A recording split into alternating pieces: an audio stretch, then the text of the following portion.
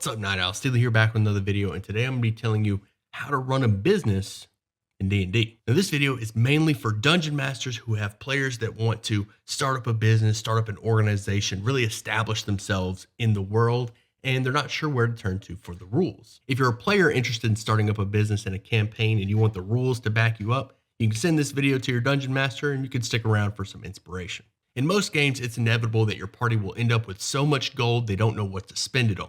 And a great way to use that gold for things outside of combat benefits, like potions and armor, is to use that gold to establish themselves in the world, make friends, start a business, build a castle, buy land, etc. The benefits to owning a business, other than the passive income generation, is that it tethers your players to your world. It makes the experience much more immersive, having this base of operations to come back to, or a tavern that generates its own income and is more welcoming, and having NPCs to welcome the parties home from a long adventure.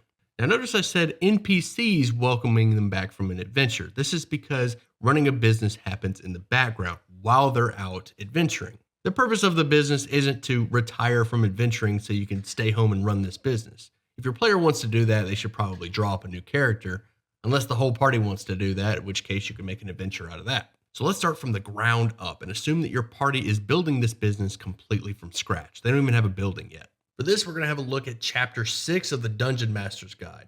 A character can spend time between adventures building a stronghold. Before work can begin, the character must acquire a plot of land. If the estate lies within a kingdom or similar domain, the character will need a royal charter, land grant, or a deed. Land can also be acquired by inheritance or other means.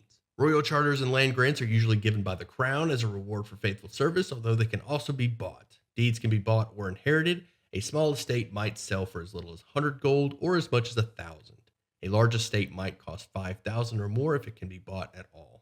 Now, I know these are the rules for strongholds, but we can apply the same to our businesses. If your players want to buy a plot in a major city, 1,000 gold is a safe bet. This is exactly how much it costs to set up Troll Skull Alley in Waterdeep Dragon Heist, which is a tavern in Waterdeep. Once the estate is secured, a character needs access to building materials and laborers. The building a stronghold table shows the cost of building the stronghold and the amount of time it takes, provided that the character is using downtime to oversee construction. Work can continue while the character is away, but each day the character is away adds 3 days to the construction time. I don't necessarily agree with that last line, but I figured I'd read it out for the people that do.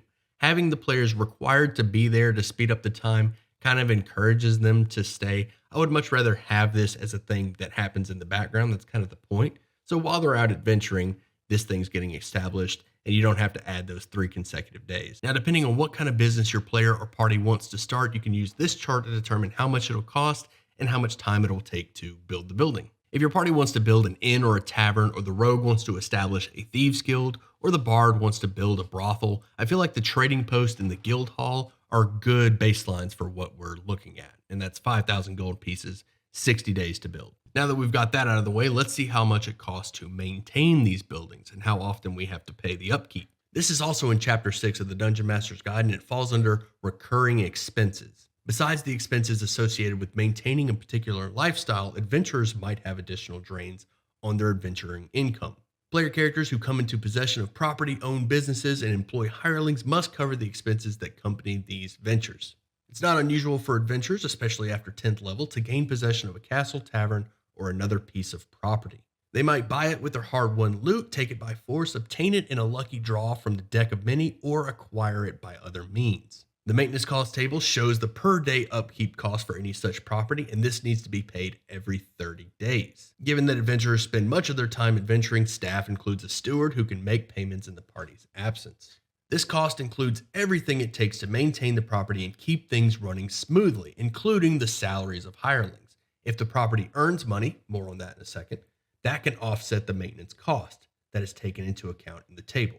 This is a fantastic chart that does not get enough love or attention. It tells you exactly how much it costs to maintain these businesses and hire employees for a given day. Based off of this chart, we can see that it costs 2 gold pieces per day to maintain a shop, 5 gold pieces to maintain an inn, and 25 gold pieces to maintain a large temple. If that inn is a roadside inn, it costs 10 gold pieces per day. From here, it's all about lining up what your player wants to do with the things on this chart. All right, so we built our Thieves Guild. We're paying our monthly expenses. How about those profits? Running a business is considered a downtime activity, and your player actually has to spend downtime days in order to start generating profit from it. A character rolls percentile dice and adds the number of days spent on this activity, then compares the total to the chart to determine what happens. If the character is required to pay a cost as a result of rolling on the table but fails to do so, the business begins to fail. For each unpaid debt incurred in this manner, the character takes a -10 penalty to subsequent rolls made on this table. If you want the business to be generating profits while the party is out adventuring, which in my opinion is kind of the point, then you can roll on that chart for the amount of days they spent out adventuring. And when they come home, you can roll and just add the number of days that they spent out. This is how Waterdeep Dragon Heist handles it in chapter 2. You get a tavern and it actually has some rules for that, and it actually adds it up without actually having to spend downtime. And I like that method much better. There's also some business drama. There's business expenses. You have to buy licenses and things like that. All of this is in chapter 2 of Waterdeep Dragon Heist. So if you want to elaborate and make a campaign out of running the business, definitely look at chapter 2 of Waterdeep Dragon Heist and some of the charts and NPCs. There's a business rival that's across the street that's also running a tavern. It's really interesting. It makes a campaign out of it.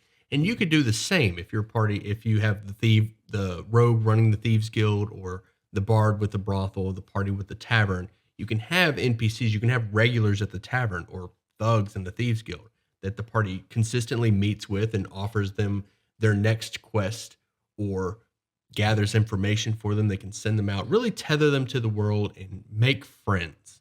In my opinion, this aspect of running a business is much more interesting than rolling on that chart for profits. Having these NPCs that rely on you, that you cut a paycheck from your adventuring while they maintain things back at home, and they can do stuff for you while you're in town. I really love that. It really tethers you to the world, and I highly recommend that you at least give your party a base and have some passive income going. Something small, but it tethers them to the world, and it feels less like they're just kind of wandering around in the open. And that's all I got for this video. I hope you enjoyed it. And if you did, you know how YouTube works. Hit those buttons, leave a comment down below. Let me know what you think of running a business, rules in D&D, and if you've got any improvements that you want to make. If you want to be a part of this D&D community, make sure you join the Discord. Link is in the description. Come by, ask questions, let me know what you think. And as always, I'll see you at sundown.